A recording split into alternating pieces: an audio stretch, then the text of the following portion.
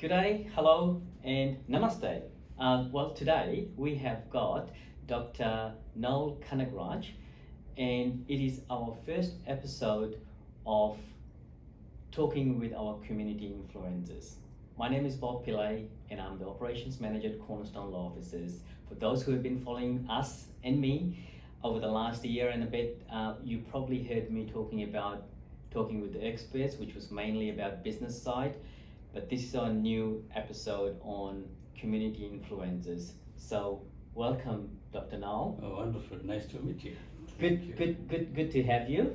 Now, I have known Dr. Noel probably for only a couple of years on a casual occasion, mainly around red carpet and some of the community events. And there's something about you, Noel, that actually attracted me. And when we were organizing this episode, I was talking to Rena, and I said, Rena obviously from the red carpet and also our team member, and I said it'll be great to have someone like yourself as our first episode of Community Influencers. Oh, that's great.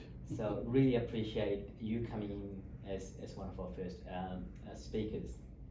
It's going to be a very casual discussion, which is going to be quite different to the talking with experts.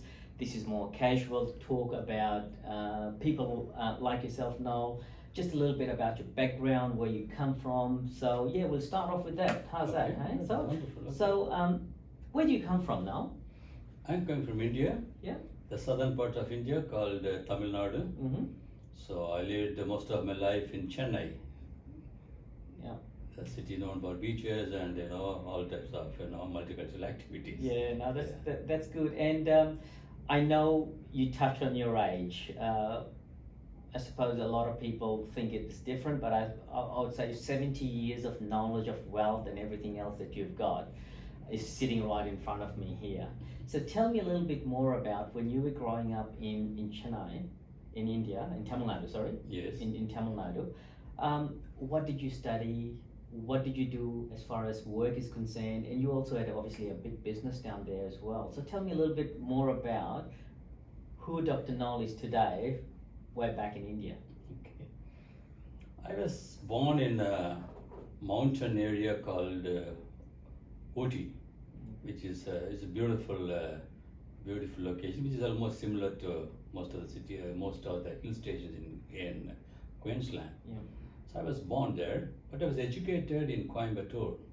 Right. The Coimbatore is otherwise called India's Manchester, Okay, yeah. because they grow cotton, and a lot of spinning mills are in Coimbatore, and most of them are highly industrialized people.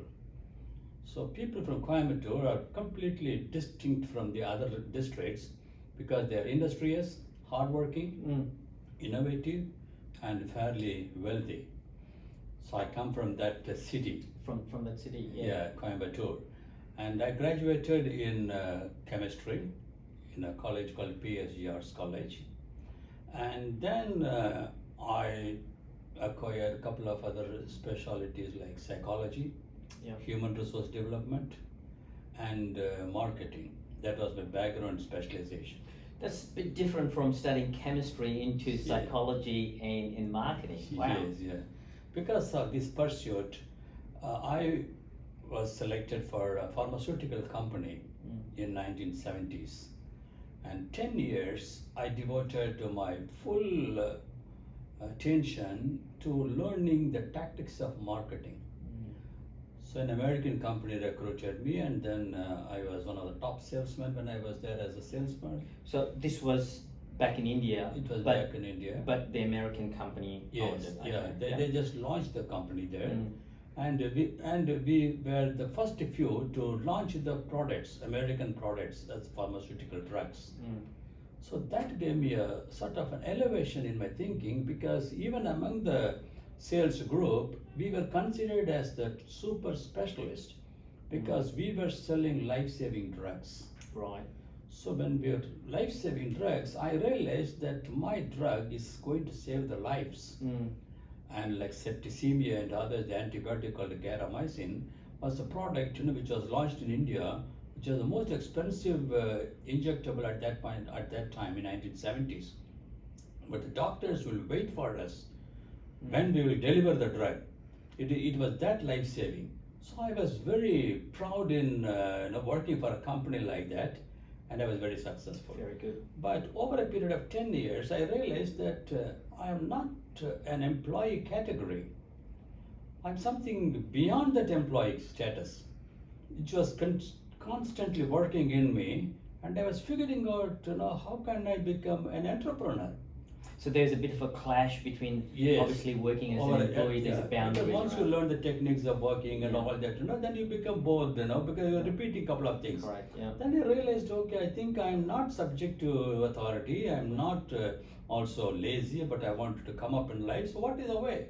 Yeah. So when I touched upon 10 years, my superior or a boss, he told me, Dr. Noel, at the time I was just a Noel Kanagaraj, I think it's time that you should leave and find a new posture, because you're different. You're not like other people. Yeah.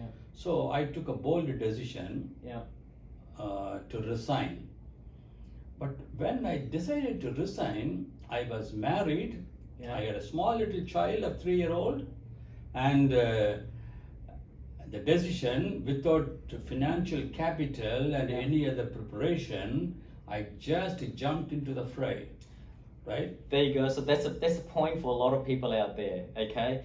Trying to resign when you've got a family and a 3-year-old. Yes. Very interesting topic, because just a point on its own there, Dr. Noel, I was in an Uber yesterday, and I always try and talk to people just to find out where they're from, what they would like to do. And he was a 31-year-old, and obviously he was struggling to find a job, and he said, I would like to start a business. I said, what's stopping you? And he looked at me as if, I said, what's stopping you? Why don't you start? And he goes, well, I said, no. And then the time I left the Uber, and I said, make sure you follow that through. This is the right time, because there won't be a perfect time. And he literally looked at me. So that's amazing to hear that 70 years later, or from a 70-year-old having the same point as well. You got a family, a kid, and you're resigning to go and start something. Yeah, that's right.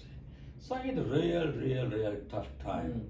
But because I worked for a major company, a great company of research based, I was not willing to do normal businesses. So I started, running training programs and conferences, and a good contact came from the government of Tamil Nadu, and I organized my first international conference in 1986, and I just around 35-year-old. That one conference changed my life, because when I went to the government giving them my ideas, they said, yes, we can help you, but we have no funds to support you. I said, I don't need fund. I just want your letter of authorization engaging me for the international conference. Then the director said, okay, then I can give you right now. So she just typed out a letter and then said, yes, I'm authorizing so-and-so, the company so-and-so, to organize an international conference for the state government of Tamil Nadu. You won't believe that one little piece of letter, right, has driven me to heights. Nobody knew what I will scale up. But I was so sincerely working day after day, night after night. In 9 months' time, I brought about 1,000 delegates for that conference. From all over the world. All over the world. So and what was the conference about? It was called International Conference on Traditional Medicine. Right. Okay. So I brought all these traditional medicines like Ayurveda, Siddha, Unani, homeopathy, Chinese medicine, Japanese medicine, and yoga, all these integrated medicines together, and showed them that there is a new pathway for all these traditional systems. So when you left that American company, pharmaceutical company, this is your company that you started now? Yes. Okay. So it was called the May and Bell Company. And with that, the people were able to see that I'm capable of organizing such a gigantic conference. Is this company still going? Yeah, I closed down all my You closed, companies. yeah, Yeah. okay. Then afterwards, I started another company, advertising company. So with this, the contacts came through. Yeah. All the government officials were on my contact. Then I was invited by the police department that because I was capable of generating funds from the public to run a conference like that. They invited me. Can you offer your service to us? I was just wondering, what was this called? So then they explained to me that a lot of people are dying on the roads of India, and the government has no money, no budget, and no money. So we don't know how to save their lives. I said, if that is the case, okay, I will bring sponsors to you, corporate sponsors. Right? If you can only engage me as your authorized. So this is the road safety program. Road safety, yes. So it started in 1990. So what's the program called for the audience who are listening? Yeah, this program is developing the roads infrastructure, providing road safety equipments, the grills, the signages, and a couple of other road safety measures to prevent an accident. Right. So was that mainly for the south of India or throughout India? Yeah, I worked a couple of cities like in Tamil Nadu, almost all the cities, and also in Bangalore, which is a neighboring state, and also Kerala, and Bombay and Calcutta. Wow. So these are all the major cities I have touched upon, and because this need was a very huge need in India, because 1.5 lakh people are killed every year in India. From the traffic, from the road traffic. 1,50,000. Yeah. So that's 1.5 million. Yes, which means almost about 40 in my state. But 45 persons are killed every day. Wow. Every day. So about 20,000 people are killed just like that in 1 year. And it's mainly due to the signage, the grills, or just the accessory. The accident, because there are no one-way traffics there. Always there's a head-on collision. Speed. Drunken driving, and all erratic behaviors, jumping on the signals. You name any violations in the traffic, it is all there in India. So all there even today. So they aren't able to. But so I gave a solution to them. Create a central median all through. So miles together, I have constructed medians for the safety of the people. Is that still following through, or is there something that's fallen off of the side? When side? I was there, yes, I did it, but then this is a different dedication. People would like to see money rather than values in life. So I didn't try to see money in my life. I tried to find a value in my life. That's good, right? So the corporates believed me because every pie I collect from them, every dollar or every rupee I collect from them has been invested on the safety. So they were able to see the safety is improving wherever I have worked. Very visible changes. Nil accidents in certain locations. Absolutely zero accident. Because I showcased to them, this is possible if you apply these measures. And they were listening to me because these ideas were all supported by the government police officers. They acknowledged it. They said, okay, this is the right way to do, so you please come forward to support. With your projects, obviously you've kind of, had other companies and so on. Now, coming down to the topic of what made you come to Australia? Yes, I lived all my life till 67 years. So that's when you retired, I suppose, right? So I retired in 60. And we had a very big advertising company. So my son said, "Daddy, I think you worked hard and worked enough." So your son, how many kids do you have? I have 2 sons. So they're both here? No. My elder son came here in 1999 as a student, undergraduate student. And then now it's 21 years he is here. Right? So he came as a student and today he's a businessman. Very good. Right? So the reason why I have come to Australia is my wife was affected by cancer when I was 65. So for 2 to 3 years, she suffered to blood cancer. So I was with her all the time to give her the support and the strength. And she died in 2017, April. So when she died, then I found my life a little meaningless. Did she pass away in India or here? In India, yes. So then my son said, "Daddy, I think it's time you come and join with me." Then I thought, yes, it is the right point for departure. So but still, I was not very sure whether or not I will be able to be compatible to Australia. Even though before that I used to come here, go to Sydney, go to Melbourne, and then get back to India. I never really realized what is the nature of this country, the wealth of this country, the opportunities. I never probed into all those, even though I was a consultant to government of Queensland and Victoria for about 10-15 years. Okay. Right, as a road safety consultant for India. Yeah. But I never looked into these details for my personal understanding. But then 2017 when I came here, my son said, Dad, let us try. If you like it, you stay. Yeah. Don't like it, you keep coming and going. That's a huge change. It's a huge decision to make at your age, especially your wife just passed away. For you to uproot everything to come to a different country. Yeah, but the beauty is, my son gave me an open platform.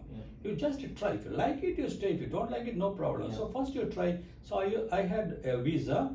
It's 3 months here, 3 months in India. So 1 year I tried like that. 3 months back to India, then spend again coming back. And so after 1 year, 2018 November, I decided I think there is no getting back. I will only stay here. And what attracted you? That attraction is my son's love for me. Okay. Yeah. Right? And the way he has taken care of me and giving me all the liberty to enjoy the way that I would like to. So then I thought, okay, I missed him for 17, 18 years. Here is an opportunity. So let me at least just be with him on my last days. So that was the real decision. Right? But then he made it sure that this decision is not a wrong decision. So every time I come here, he will just load me to different destinations in Australia. So beaches, then all those fantastic mountains and the so trees. you get to discover, get to learn, exactly. get to so experience. the nature attracted me. The nature and then the beauty of Australia attracted me because I'm also a very serious reader and spiritually a very involved person. I found the nature was beautiful. The same nature I could not see in India when I was there. Because it's here a different time, a different phase, right? time, and I'm able to see through the love of my son. Because he has taken care of me so well. I'm seeing a beauty in everything. So what would be?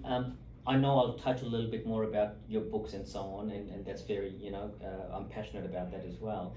But for the viewers who are obviously migrant, and especially people who are in your shoe, who have retired and they're here, what would be one or two advices or suggestions you would give people who are at that stage in their life on how to keep their time busy? What should they be doing? Obviously, there's always a connection back home, wherever we come from, whether it's India, Africa, South America, could be anywhere. What would be one of your advice that you would give to the to the senior citizens, to the parents of those kids who are out here living? So the first decision that I have taken when my son asked me at 60, Daddy, just why don't you retire and then be happy? We will take care of everything. So I gave my companies to them, which are very successful companies. And then I said, okay, retire. And then he said, Daddy, whatever you want, you ask, we'll support you. I said, I want to write my books. So this, can I take this book? Yes, definitely. Yes, so tell us a little bit about the books. This is the first book I wrote, which is just talking about myself. Flowers of Paradise. So the Flowers of Paradise is a book which talks about people like me who are 60 plus, right? When you reach 60, what should be your philosophy of life? What should be your thinking? How you should retire? And so I brought in some of the amazing people in the world, the achievers of the world. I found in them that 70 years, 80 years, 90 years, like Tennyson, Tolstoy, and all those big achievers, they had their hint, the real hit of their life in 70s and 80s and 90s. So then I thought, oh, that means, there is a life beyond 60 in a beautiful manner. So I started telling what are all the secrets, right? What is the psychology of, the aging? and what is the secrets of aging. How can you really maintain that? So, I know I kind of jumped the queue a little bit. You are doctorate in philosophy. What actually led you into the philosophical side of, from chemistry to marketing to where you are? I was all the time very curious to know and know and know, because I know that I know very, very little, so I need to know more and more. So I'm a very voracious reader. I cannot sleep without reading a book. I cannot travel without holding a book in my hand. Yeah. So all the time, I was reading and reading. And then that's how I wrote this first book. Yeah. The next book, Yeah. I wrote another one which is for 50 plus. So before you retire, you should read this book. This is called Glorious Golden Age. Yeah. A golden age starts when you are 50. So you should be prepared to retire, right?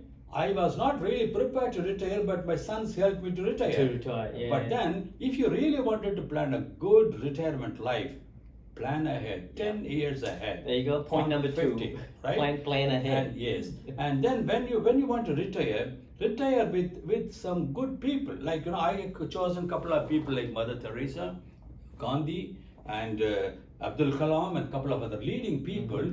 They are my companions all through. Yeah. So when I read them by their biography or their life, I feel that I am with them. So my thoughts soar differently because I'm in the company of very, very good people. Like Marcus Aurelius, and then you name any of the philosophers. I've read most of the leading philosophers in the world so far existed. Because you're always learning. The day you stop learning is more than learning. The curiosity to know the meaning of your life. Yeah. Many people live a life without knowing the meaning for life. Why do you want to write? Point number 3, Right? purpose and meaning. Why do you want to live? Where you want to live your life. Why are you living? What are you living for? So if you have a purpose, that drives you crazy.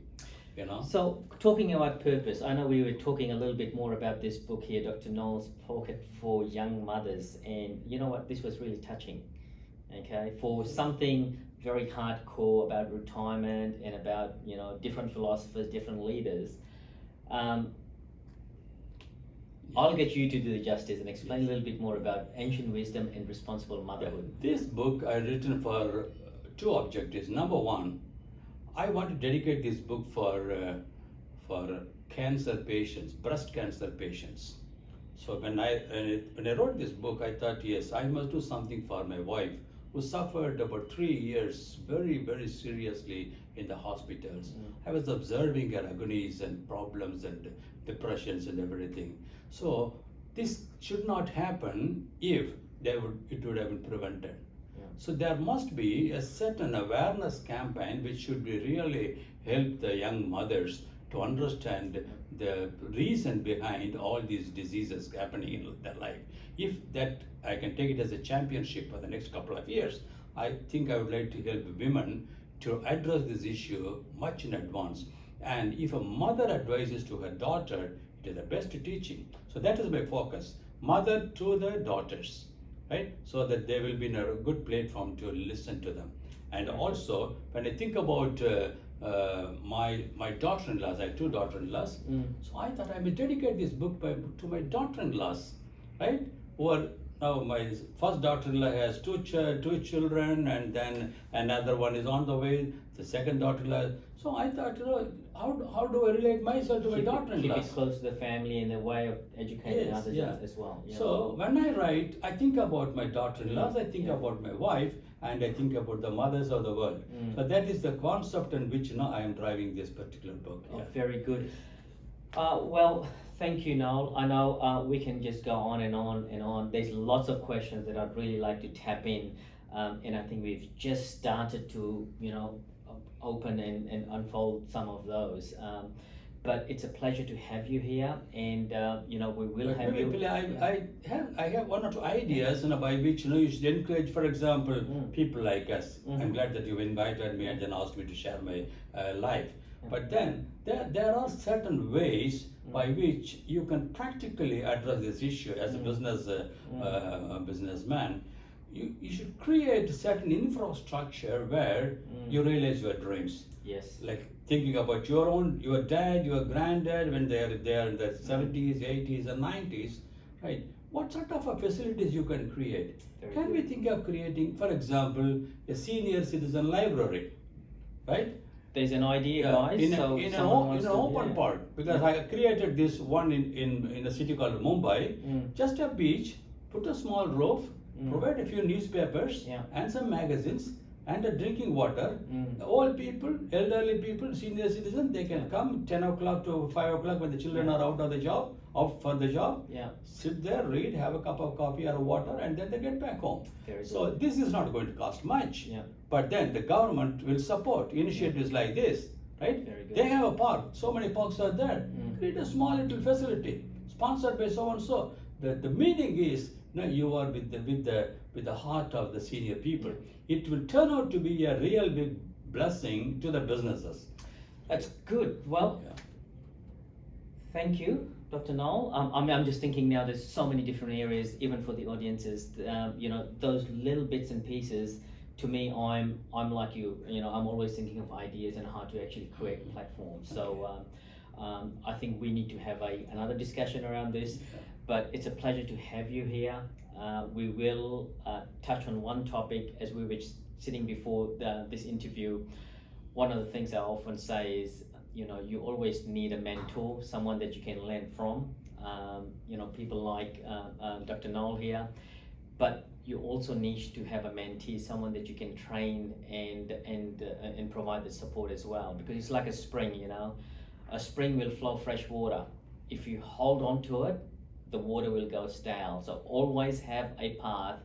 You take in good resources like yourself with 70 years of experience, but I need to pass it on, and obviously we need to pass it on, and we were doing this through the channels. But so if you're out there and you don't know what to do, you've got this experience in your lifetime, like Dr. Noel, get in touch with us. We'd like to hear your story. We'd like to know what you have done in your life, and also how we can help you, like Dr. Noel, and connect people. Obviously, all these books here, we will get some information so we can find out, you can find out where these are available, and what we can do. Whether you're a corporation, you want to get on the back of this and help the great cause. I think it's very touching, and I'm proud to have you here today as our first episode of Community Influencers, and it's really made a difference in my life, trying to figure out, first of all, who Dr. Noel is, and second, coming to Australia. Australia, I always say, this is home. I came here in '89 when I was about 15 and a bit, 16 years old. So to me, this is home, and we need to contribute. We need to educate our community. Various communities, migrant communities are out there. And you've touched it, how we can contribute to what we have, the beauty. So when you're talking about the migrant community, I have one more idea to give to you. Oh, there you go. So this is a book I'm writing about Confucius teachings to address the Chinese community here. So this statue was erected in South Bank, 1990s. But no one bothers about the statue. The statue is lying just as a sleeping idol. But then every day I used to go there and then sit before it and I used to watch. Suddenly an idea came, why can't I bring life to this statue? Yeah. So that's how I started writing this. There is a beauty. There's the beauty in everything. There's a beauty in everything. Yeah. So I just started taking photographs of the South Bank, the parklands, and I found everywhere there is a beauty. Flowers are different kinds, trees are different kinds, water, and you name anything, everything is there. So I just captured all that in the form of a book, and I'm saying everything has beauty, but not everyone sees it. Can see it. So the beauty is in the eyes of the beholder. Nice. So when you have an attitude to see the beauty in whatever you do, wherever you go, whomever you meet, that's the beauty in life. Thank you very much. Thank you, audience. If you like this episode, please click the link below, like and share, send any comments to us, and we look forward to you guys joining us in our next episode. Thank you and goodbye. Thank you.